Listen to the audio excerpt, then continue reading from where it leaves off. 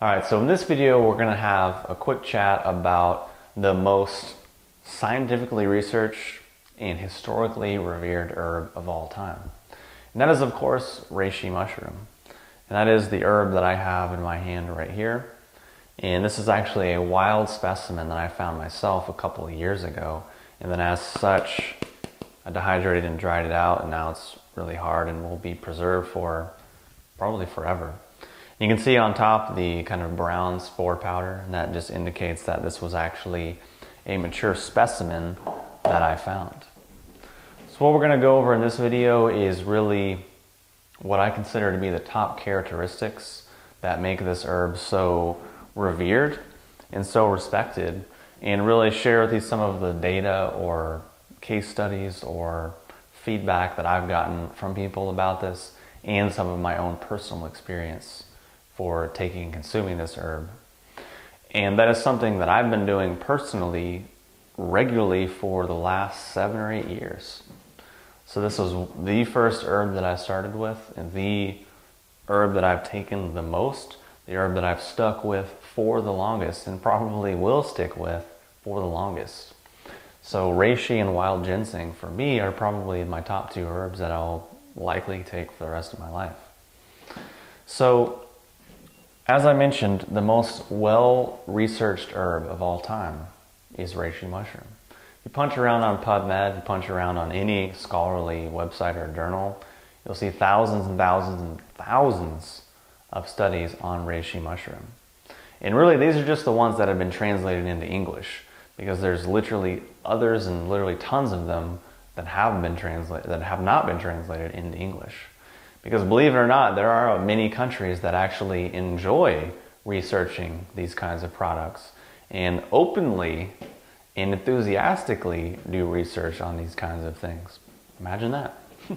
So we have that aspect. Then we look at reishi as a historical herb. We look at the word reishi, or we look at the Chinese word, which is lingqi, which basically means spirit herb or god herb. And that's the literal translation of the words. So we can see just from the linguistics, perhaps there's a little bit of reverence or respect there. And then if we reference and look back at Chinese culture and history, we see reishi mushrooms popping up in a lot of different places. First and foremost, the first emperor of China, he had his scepter or his staff. And what do you think was on the top of that? Reishi mushroom. Is that a coincidence? Do we think that the emperor of China was just like, you know what? I know this is going to be the symbol of my dynasty and my power, and this scepter is kind of like my ally and my sort of magical tool in a way. Just throw any herb on there, it doesn't matter. Or do you think it was kind of like, no, we need reishi. We need this top herb. And especially when it's called spirit herb or god herb or herb of spiritual potency, could be some connection there. And then further we look through architecture in the Forbidden Palace, whether it's door hangings or the backs of chairs, on the sides of tables, perhaps in paintings, perhaps in scrolls, perhaps even on clothing. We can find, and we do see, all different manners of symbols of reishi mushroom. So just from these 2 brief examples, maybe there's something going on. Maybe there is something to this herb. Now, just to get this out of the way, because we have to do it, because this is just the world we live in, it's kind of funny. Does it work for everyone? No.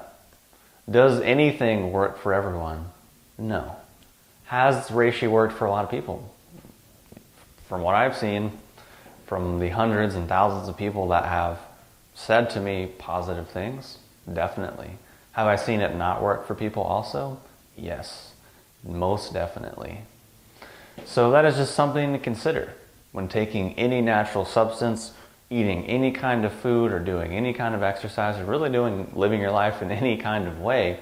Obviously, we always need to pay attention to what works for us and what makes sense for us based on where we're at, and not just blindly and dogmatically follow what someone else says or what we read or what sounds cool.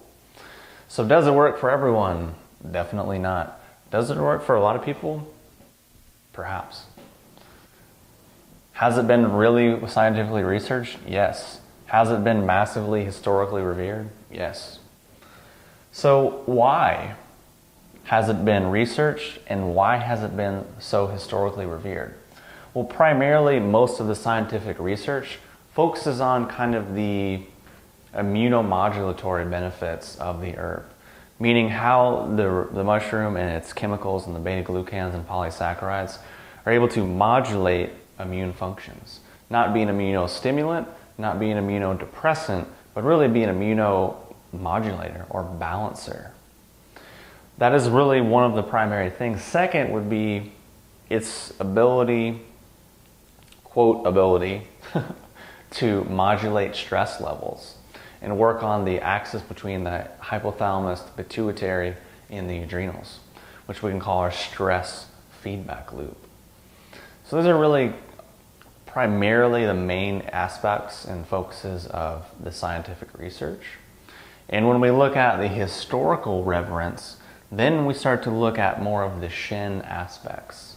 Shen meaning perhaps the kind of spiritual side of things, or energetic side of things, or esoteric or non-physical or psychological side of things.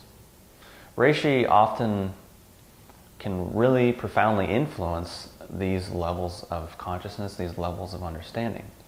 Many people have used Reishi as kind of a growth herb, and a way that's a tool, an ally that has really allowed them to sort of grow out of different patterns. Some people, like I said, respond really well to it. Other people, it doesn't really respond as much. Some people barely take enough and they don't ever really notice anything. Some people actually take enough and then they can notice things. So again, it's really variable. What people typically say when they do feel it or they do experience positive effects from it is kind of this really unique and interesting sense of being really calm, really grounded, really rooted, really present in the physical moment, and having spatial awareness and spatial acuity opening up. For example, if you're watching this video, all that you're probably aware of is just looking at the screen. Or if you're like a lot of people, the video is like minimized and you're like clicking around on lots of other things, you're not even watching it. But really the point is all you're aware of is this small little box of awareness. But what about what about the rest of the room? What about what's behind you? What about the whole 360 degrees of your sensory awareness? What about the full 360 degrees of your internal awareness? Odds are all of that stuff is outside of conscious attention and really we have no idea of it. So sometimes what people notice when they take Reishi is that start to notice all of these things and actually sense and feel different things. Which is another way of saying perhaps you get more present, perhaps you get more grounded or rooted in your body, or perhaps your consciousness raises to a different level. Because just like in the room you're in right now, there's probably a lot of things you're not aware of, but are there all the time. The same thing might be able to be said for our consciousness and our psyche. Perhaps there's things we're doing, things that we're stuck in, maybe we're not aware of them.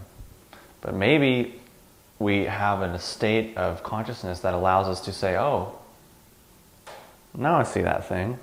Oh, now I see why I do that. Oh, maybe I don't want to do it anymore. Maybe I want to do more of it. Just depends. And this is fundamentally why Reishi has been revered as a Shen tonic, meaning something that can help us meditate, something that can help us contemplate and reflect, be more creative.